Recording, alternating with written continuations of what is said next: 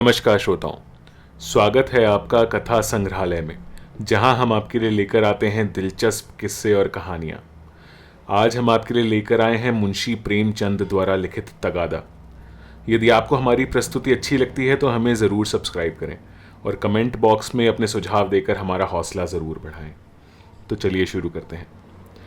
सेठ चेतराम ने स्नान किया, शिवजी को जल चढ़ाया, 2 दाने मिर्च चबाए, 2 लोटे पानी पिया और सोटा लेकर तगादे पर चले। सेठ जी की उम्र कोई 50 की थी। सिर के बाल झड़ गए थे और खोपड़ी ऐसी साफ सुथरी निकल आई थी जैसे ऊसर खेत। आपकी आंखें थी तो छोटी लेकिन बिल्कुल गोल। चेहरे के नीचे पेट था और पेट के नीचे टांगे, मानो किसी पीपे में 2 मेखें गाड़ दी गई हों। लेकिन यह खाली पीपा ना था, इसमें सजीवता और कर्मशीलता कूट कूट कर भरी हुई थी। किसी बाकीदार असामी के सामने इस पीपे का उछलना कूदना और पैंतरे बदलना देखकर किसी नट का चिगिया भी लज्जित हो जाता। ऐसी आंखें लाल पीली करते, ऐसे गरजते कि दर्शकों की भीड़ लग जाती थी। उन्हें कंजूस तो नहीं कहा जा सकता, क्योंकि जब वह दुकान पर होते तो हर एक भिखमंगे के सामने एक कौड़ी फेंक देते। हाँ, उस समय उनके माथे पर कुछ ऐसा बल पड़ जाता, आंखें कुछ ऐसी प्रचंड हो जाती, नाक कुछ ऐसी सिकुड़ जाती कि भिखारी फिर उनकी दुकान पर ना आता। लहने का बाप तगादा है, इस सिद्धांत के वे अनन्य भक्त थे। जलपान करने के बाद संध्या तक वह बराबर तगादा करते रहते थे। इसमें एक तो घर का भोजन बचता था, दूसरे असामियों के माथे दूध, पूरी, मिठाई आदि पदार्थ खाने को मिल जाते थे। एक वक्त का भोजन बच जाना कोई साधारण बात नहीं है। एक भोजन का एक आना भी रख लें तो केवल इसी मद में उन्होंने अपने 30 वर्षों के महाजनी जीवन में कोई 800 रुपये बचा लिए थे। फिर लौटते समय दूसरी बेला के लिए भी दूध, दही, तेल, तरकारी, उपले ईंधन मिल जाते थे। बहुधा संध्या का भोजन भी ना करना पड़ता था, इसलिए तगादे से ना चूकते थे। आसमान फटा पड़ता हो, आग बरस रही हो, आंधी आती हो, पर सेठ जी प्रकृति के अटल नियम की भांति तगादे पर जरूर निकल जाते। सेठानी ने पूछा, भोजन? सेठ जी ने गरज कर कहा, नहीं। सांझ का? आने पर देखी जाएगी। सेठ जी के एक किसान पर 5 रुपए आते थे। 6 महीने से दुष्ट ने सूद ब्याज कुछ ना दिया था और ना कभी कोई सौगात लेकर हाजिर हुआ था। उसका घर 3 कोस से कम ना था, इसलिए सेठ जी टालते आते थे। आज उन्होंने उसी गांव चलने का निश्चय कर लिया। आज बिना दुष्ट से रुपए लिए ना मानूंगा, चाहे कितना ही रोए घिघियाए। मगर इतनी लंबी यात्रा पैदल करना निंदास्पद था। लोग कहेंगे नाम बड़े, दर्शन छोटे। कहलाते सेठ, चलते हैं पैदल, इसलिए मंथर गति से इधर उधर ताकते, राहगीरों से बातें करते चले जाते थे कि लोग समझे वायु सेवन करने जा रहे हैं। सहसा एक खाली इक्का उनकी तरफ जाता हुआ मिल गया। इक्केवान ने पूछा, कहाँ लाला, कहाँ जाना है? सेठ जी ने कहा, अब जाना तो कहीं नहीं है, 2 परख तो और है, लेकिन लाओ बैठ जाएं। इक्के वाले ने चुभती हुई आंखों से सेठ जी को देखा। सेठ जी ने भी अपनी लाल आंखों से उसे घूरा। दोनों समझ गए, आज लोहे के चने चबाने पड़ेंगे। इक्का चला। सेठ जी ने पहला वार किया। कहाँ घर है मियाँ साहब? घर कहाँ है हुजूर, जहां पड़ रहूं वहीं घर है। जब घर था तब था, अब तो बेघर बेदर हूं, और सबसे बड़ी बात यह है कि बेपर हूं। तकदीर ने पर काट लिए, लंडूरा बनाकर छोड़ दिया। मेरे दादा नवाबी में चकलेदार थे हुजूर, 7 जिले के मालिक, जिसे चाहे तोप दम कर दें, फांसी पर लटका दें। निकलने के पहले लाखों की थैलियां नजर चढ़ जाती थी हुजूर। नवाब साहब भाई की तरह मानते थे। एक दिन वो थे, एक दिन ये है कि हम आप लोगों की गुलामी कर रहे हैं। दिनों का फेर है। सेठ जी को हाथ मिलाते ही मालूम हो गया कि पक्का फिकैत है, अखाड़ेबाज। इससे पेश पाना मुश्किल है, पर अब तो कुश्ती बद गई थी, अखाड़े में उतर पड़े थे। बोले, तो ये कहो कि बादशाही घराने के हो, ये सूरत ही गवाही दे रही है। दिनों का फेर है भाई साहब, सब दिन बराबर नहीं जाते। हमारे यहाँ लक्ष्मी को चंचला कहते हैं, बराबर चलती रहती हैं। आज मेरे घर, कल तुम्हारे घर। तुम्हारे दादा ने रुपए तो खूब छोड़े होंगे। इक्के वाला बोला, अरे सेठ, उस दौलत का कोई हिसाब ना था, ना जाने कितने तहखाने भरे हुए थे। बोरों में सोने चांदी के डले रखे हुए थे, जवाहरात टोकरियों में भरे पड़े थे, एक एक पत्थर 50-50 लाख का। चमक दमक ऐसी थी कि चिराग मात। मगर तकदीर भी तो कोई चीज है। इधर दादा का 40वां हुआ, उधर नवाबी बुर्द हुई, सारा खजाना लुट गया। छकड़ों पर लाद लाद कर लोग जवाहरात ले गए, फिर भी घर में इतना बच रहा था कि अब्बा जान ने जिंदगी भर ऐश किया। ऐसा ऐश किया कि क्या कोई भकवा करेगा। 16 कहारों के सुखपाल पर निकलते थे, आगे पीछे चौबदार दौड़ते चलते थे। फिर भी मेरे गुजर भर को उन्होंने बहुत छोड़ा। अगर हिसाब किताब से रहता तो आज भला आदमी होता, लेकिन रईस का बेटा रईस ही तो होगा। एक बोतल चढ़ाकर बिस्तर से उठता था, रात रात भर मुजरे होते रहते थे। क्या जानता था एक दिन ये ठोकरें खानी पड़ेंगी। सेठ जी ने कहा, अल्लाह मियाँ का शुक्र करो भाई कि ईमानदारी से अपने बाल बच्चों की परवरिश तो करते हो, नहीं तो हमारे तुम्हारे कितने ही भाई रात दिन कुकर्म करते रहते हैं, फिर भी दाने दाने को मोहताज रहते हैं। ईमान की सलामती चाहिए, नहीं दिन तो सभी के कट जाते हैं। दूध रोटी खाकर कटे तो क्या, सूखे चने चबाकर कटे तो क्या। बड़ी बात तो ईमान है। मुझे तो तुम्हारी सूरत देखते ही मालूम हो गया था कि नीयत के साफ सच्चे आदमी हो। बेईमानों की तो सूरत ही फटकार से बरसती है। इक्के वाले ने कहा, सेठ जी आपने ठीक कहा कि ईमान सलामत रहे तो सब कुछ है। आप लोगों से 4 पैसे मिल जाते हैं, वही बाल बच्चों को खिला पिला कर पड़ रहता हूँ। हुजूर और इक्के वालों को देखिए तो कोई किसी मर्ज में मुब्तला है, कोई किसी मर्ज में। मैंने तौबा बोला, ऐसा काम ही क्यों करें कि मुसीबत में फंसे। बड़ा कुनबा है हुजूर, माँ है, बच्चे हैं, कई बेवाएं हैं, और कमाई यही का है। फिर भी अल्लाह मियाँ किसी तरह निभाए जाते हैं। सेठ जी ने कहा, वह बड़ा कारसाज है खां साहब, तुम्हारी कमाई में हमेशा बरकत होगी। आप लोगों की मेहरबानी चाहिए। भगवान की मेहरबानी चाहिए। तुमसे खूब भेंट हो गई। मैं इक्के वालों से बहुत घबराता हूँ, लेकिन अब मालूम हुआ अच्छे बुरे सभी जगह होते हैं। तुम्हारे जैसा सच्चा दीनदार आदमी मैंने नहीं देखा। कैसी साफ तबीयत पाई है तुमने कि वाह। सेठ जी की ये लच्छेदार बातें सुनकर इक्के वाला समझ गया कि ये महाशय परले सिरे के बैठकबाज हैं। ये सिर्फ मेरी तारीफ करके मुझे चकमा दिया चाहते हैं। अब और किसी पहलू से अपना मतलब निकाल लेना चाहिए। इनकी दया से तो कुछ ले मरना मुश्किल है, शायद इनसे भय से कुछ ले मरूं। बोला, मगर लाला ये न समझिए कि मैं जितना सीधा और नेक नजर आता हूं उतना सीधा और नेक हूं भी। नेकों के साथ नेक हूं, लेकिन बुरों के साथ पक्का बदमाश हूं। यूं कहिए आपकी जूतियां सीधी कर दूं, लेकिन किराए के मामले में किसी के साथ रियायत नहीं करता। रियायत करूं तो खाऊं क्या। सेठ जी ने समझा था इक्के वाले को हत्थे पर चढ़ा लिया, अब यात्रा निर्विघ्न और निशुल्क समाप्त हो जाएगी। लेकिन ये अलाप सुना तो कान खड़े हुए। बोले, भाई रुपए पैसे के मामले में मैं भी किसी से रियायत नहीं करता, लेकिन कभी कभी जब यार दोस्तों का मामला आ पड़ता है तो झक मारकर दबना ही पड़ता है। तुम्हें भी कभी कभी बल खाना ही पड़ता होगा। दोस्तों से बेमुरौवती तो नहीं की जाती। इक्के वाले ने रूखेपन से कहा, मैं किसी के साथ मुरौवत नहीं करता। मुरौवत का सबक तो उस्ताद ने पढ़ाया ही नहीं। एक ही चंचूल हूं, मजाल क्या कियो कोई एक पैसा दबा ले। घर वाली तक को तो मैं एक पैसा देता नहीं, दूसरों की तो बात ही क्या है। और इक्के वाले अपने महाजन की खुशामद करते हैं, उसके दरवाजे पर खड़े रहते हैं। यहाँ महाजनों को भी धता बताता हूँ, सब मेरे नाम को रोते हैं।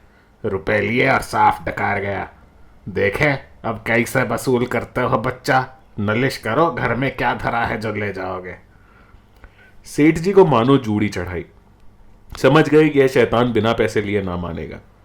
जानते कि यह विपत्ति गले पड़ेगी तो भूलकर भी इक्के पर पांव ना रखते। इतनी दूर पैदल चलने में कौन पैर टूटे जाते थे। अगर इस तरह रोज पैसे देने पड़े तो फिर लेन देन कर चुका। सेठ जी भक्त जीव थे। शिव जी को जल चढ़ाने में जब से होश संभाला एक नागा भी ना किया। क्या भक्त वत्सल शंकर भगवान इस अवसर पर मेरी सहायता ना करेंगे? इष्ट देव का सुमिरन करके बोले, खां साहब, और किसी से चाहे ना दबो, पर पुलिस से तो दबना ही पड़ता होगा। वो तो किसी के सगे नहीं होते। इक्के वाले ने कह कहा मारा, कभी नहीं, उनसे उल्टे और कुछ ना कुछ वसूल करता हूँ। जहाँ कोई शिकार मिला झट सस्ते भाड़े बैठाता हूँ और थाने पर पहुंचा देता हूँ। किराया भी मिल जाता है और इनाम भी। हम मजाल की कोई बोल सके। लाइसेंस नहीं लिया आज तक, लाइसेंस। मजे इसमें सदर में इक्का दौड़ाता फिरता हूँ, कोई साला चू नहीं कर सकता। मेले ठेलों में अपनी खूब बनाती है। अच्छे अच्छे माल चुनकर कोतवाली पहुंचाता हूँ। वहां कौन किसी की दाल गलती है? जिसे चाहे रोक लें, 1 दिन 2 दिन 3 दिन, 20 बहाने हैं। कह दिया शक था कि ये औरत को भगा लिया जाता था, फिर कौन बोल सकता है? साहब भी छोड़ना चाहे तो नहीं छोड़ सकते। मुझे सीधा न समझिएगा, एक ही हरामी हूँ। सवारियों से पहले किराया तय नहीं करता, ठिकाने पर पहुंचकर 1 के 2 लेता हूँ। जरा भी ची चपड़ किया तो आस्तीन चढ़ा पैतरे बदल कर खड़ा हो जाता हूँ। फिर कौन है जो सामने ठहर सके? सेठ जी को रोमांच हो आया। हाथ में एक सोटा तो था, पर उसका व्यवहार करने की शक्ति का उनमें अभाव था। आज बुरे फंसे। न जाने किस मनहूस का मुंह देखकर घर से चले थे। कहीं ये दुष्ट उलझ पड़े तो 10-5 दिन हल्दी सोंठ पीना पड़े। अब से भी कुशल है यहां उतर जाऊं तो बच जाए वही सही। भीगी बिल्ली बनकर बोले, अच्छा, अब रोक लो खां साहब, मेरा गांव आ गया। बोलो, तुम्हें क्या दे दूं? इक्के वाले ने घोड़ी को एक चाबुक और लगाया और निर्दयता से बोला, मजूरी सोच लो भाई। तुमको ना बैठाया होता तो 3 सवारियां बैठा लेता। तीनों 4-4 आने भी देते तो 12 आने हो जाते। तुम 8 ही आने दे दो। सेठ जी की बधिया बैठ गई। इतनी बड़ी रकम उन्होंने उम्र भर इस मद में नहीं खर्च की थी। इतनी सी दूर के लिए इतना किराया वो किसी तरह ना दे सकते थे। मनुष्य के जीवन में एक ऐसा अवसर भी आता है जब परिणाम की उसे चिंता नहीं रहती। सेठ जी के जीवन में ये ऐसा ही अवसर था। अगर आने दो आने की बात होती तो खून का घूंट पीकर दे देते, लेकिन 8 आने के लिए जिसका दुगुण एक कलदार होता है, अगर तू मैं ही नहीं हाथापाई की भी नौबत आए तो वह करने को तैयार थे। यह निश्चय करके वह दृढ़ता के साथ बैठे रहे। सहसा सड़क के किनारे एक झोंपड़ा नजर आया। इक्का रुक गया। सेठ जी उतर पड़े और कमर से एक दुवन्नी निकालकर इक्केवान की ओर बढ़ाई। इक्केवान ने सेठ जी के तेवर देखे तो समझ गया, ताव बिगड़ गया। चाशनी कड़ी होकर कठोर हो गई। अब यह दांतों से लड़ेगी। इसे चुबलकर ही मिठास का आनंद लिया जा सकता है। नम्रता से बोला, मेरी ओर से इसकी रेवड़ियां लेकर बाल बच्चों को खिला दीजिएगा। अल्लाह आपको सलामत रखे। सेठ जी ने एक आना और निकाला और बोले, बस, अब जबान ना हिलाना, एक कौड़ी भी बेसी ना दूंगा। इक्के वाले ने कहा, नहीं मालिक, आप ही ऐसा कहेंगे तो हम गरीबों के बाल बच्चे कहाँ से पलेंगे? हम लोग भी आदमी पहचानते हैं हुजूर। इतने में झोंपड़ी में से एक स्त्री गुलाबी साड़ी पहने पान चबाती हुई निकल आई और बोली, आज बड़ी देर लगाई। यकायक सेठ जी को देखकर कहा, अच्छा, आज लाला जी तुम्हारे इक्के पर थे, फिर आज तुम्हारा मिजाज काहे को मिलेगा? एक चेहरे शाही से तो मिली ही होगी। इधर बढ़ा दो सीधे से। ये कहकर वह सेठ जी के समीप आकर बोली, आराम से चरपैया पर बैठो लाला, बड़े भाग थे कि आज सवेरे सवेरे आपके दर्शन हुए। उसके वस्त्र मंद मंद महक रहे थे। सेठ जी का दिमाग ताजा हो गया। उसकी ओर कनखियों से देखा। औरत चंचल, बाकी कटीली, तेज तर्रार थी। सेठानी जी की मूर्ति आंखों के सामने आ गई, भद्दी, थल थल पिल पिल, पैरों में बेवाए फटी हुई, कपड़ों से दुर्गंध उड़ती हुई। सेठ जी नाम मात्र को भी रसिक न थे, पर इस समय आंखों से हार गए। आंखों को उधर से हटाने की चेष्टा करके चारपाई पर बैठ गए। अभी कोस भर की मंजिल बाकी है, इसका ख्याल ही ना रहा। स्त्री एक छोटी सी पंखिया उठा लाई और सेठ जी को झलने लगी। हाथ की प्रत्येक गति के साथ सुगंधा का एक झोंका आकर सेठ जी को उन्मत्त करने लगा। सेठ जी ने जीवन में ऐसा उल्लास कभी अनुभव ना किया था। उन्हें प्रायः सभी घृणा की दृष्टि से देखते थे। चोला मस्त हो गया। उसके हाथ से पंखिया छीन लेनी चाहिए। तुम्हें कष्ट हो रहा है, लाओ मैं झल लूं। ये कैसी बात है लाला जी, आप हमारे दरवाजे पर आए हैं, क्या इतनी खातिर भी ना करने दीजिएगा? और हम किस लायक हैं? इधर कहीं दूर जाना है, अब तो बहुत देर हो गई, कहाँ जाइएगा? सेठ जी ने पापी आंखों को फेर कर और पापी मन को दबाकर कहा, यहां से थोड़ी दूर पर एक गांव है, वहीं जाना है। सांझ को इधर ही से लौटूंगा। सुंदरी ने प्रसन्न होकर कहा, तो फिर आज यहीं रहिएगा, सांझ को फिर कहाँ जाइएगा? एक दिन घर के बाहर की भी हवा खाइए, फिर ना जाने कब मुलाकात होगी। इक्के वाले ने आकर सेठ जी के कान में कहा, पैसे निकालिए तो दाने चारे का इंतजाम करूं। सेठ जी ने चुपके से ठन्नी निकाल कर दे दी। इक्के वाले ने फिर पूछा, आपके लिए कुछ मिठाई लेता हूं, यहाँ आपके लायक मिठाई तो क्या मिलेगी। हाँ हाँ, मुंह मीठा हो जाएगा। सेठ जी बोले, मेरे लिए कोई जरूरत नहीं। हाँ, बच्चों के लिए 4 आने की मिठाई लेवाते लाना। चवन्नी निकालकर सेठ जी ने उसके सामने ऐसे गर्व से फेंकी मानो इसकी उनके सामने कोई हकीकत नहीं है। सुंदरी के मुंह का भाव तो देखना चाहते थे, पर डरते थे कि कहीं वह ये ना समझे कि लाला चवन्नी क्या दे रहे हैं, मानो किसी को मोल ले रहे हैं। इक्के वाला चवन्नी उठाकर जा ही रहा था कि सुंदरी ने कहा, सेठ जी की चवन्नी लौटा दो। लपक कर उठा ली, शर्म नहीं आती? ये मुझसे रुपया ले लो, 8 आने की ताज़ी मिठाई बनवा कर लाओ। उसने रुपया निकाल कर फेंका। सेठ जी मारे लाज के गड़ गए। एक इक्केवान की भटियारिन जिसकी टके की भी औकात नहीं, इतनी खातिरदारी करे कि उनके लिए पूरा रुपया निकाल कर दे दे, ये भला वे कैसे सह सकते थे? बोले, नहीं नहीं, ये नहीं हो सकता, तुम अपना रुपया रख लो। रसिक आंखों को तृप्त करके बोले, मैं रुपया गिने देता हूं, ये लो, 8 आने की ले लेना। इक्केवान तो उधर मिठाई और दाना चारे की फिक्र में चला। इधर सुंदरी ने सेठ से कहा, वो तो अभी देर में आएगा लाला, तब तक पान तो खाओ। सेठ जी ने इधर उधर ताक कर कहा, यहां तो कोई तंबोली नहीं है। सुंदरी उनकी ओर कटाक्षपूर्ण नेत्रों से देखकर बोली, क्या मेरे लगाए पान तंबोली के पानों से भी खराब होंगे? सेठ जी ने लज्जित होकर कहा, नहीं नहीं, ये बात नहीं, तुम मुसलमान हो ना? सुंदरी ने विनोदमय आग्रह से कहा, खुदा की कसम, इसी बात पर मैं तुम्हें पान खिलाकर छोड़ूंगी। ये कहकर उसने पानदान से एक बीड़ा निकाला और सेठ जी की तरफ चली। सेठ जी ने 1 मिनट तक तो हाँ हाँ किया, फिर दोनों हाथ बढ़ाकर उसे हटाने की चेष्टा की, फिर जोर से दोनों ओंठ बंद कर लिए। पर जब सुंदरी किसी तरह ना मानी तो सेठ जी अपना धर्म लेकर बेतहाशा भागे। सोंटा वहीं चारपाई पर रह गया। 20 कदम पर जाकर आप रुक गए और हाँफ कर बोले, देखो, इस तरह किसी का धर्म नहीं लिया जाता। हम लोग तुम्हारा छुआ पानी पी ले तो धर्म भ्रष्ट हो जाए। सुंदरी ने फिर दौड़ाया। सेठ जी फिर भागे। इधर 50 वर्ष से उन्हें इस तरह भागने का अवसर ना पड़ा था। धोती खिसक कर गिरने लगी, मगर इतना अवकाश ना था कि धोती बांध लें। बेचारे धर्म को कंधों पर रखे दौड़े चले जाते थे। ना मालूम कब कमर से रुपयों का बटुआ खिसक पड़ा। जब एक 50 कदम पर फिर रुके और धोती ऊपर उठाई तो बटुआ नदारद। पीछे फिर कर देखा, सुंदरी हाथ में बटुआ लिए उन्हें दिखा रही थी और इशारे से बुला रही थी। मगर सेठ जी को धर्म रुपए से कहीं ज्यादा प्यारा था। 2-4 कदम चले, फिर रुक गए। यकायक धर्म बुद्धि ने डांट बताई, थोड़े रुपए के लिए धर्म छोड़े देते हो? रुपए बहुत मिलेंगे, धर्म कहां मिलेगा?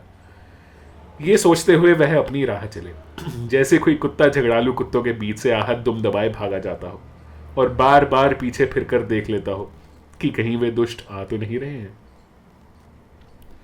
तो ये थी आज की कहानी। उम्मीद है आपको अच्छी लगी होगी। यदि आपको हमारी प्रस्तुति अच्छी लगी तो हमें ज़रूर सब्सक्राइब करें और कमेंट बॉक्स में अपने सुझाव देकर हमारा हौसला ज़रूर बढ़ाएं। ऐसी ही एक और दिलचस्प कहानी के साथ आपके सामने फिर प्रस्तुत होंगे। तब तक के लिए नमस्कार।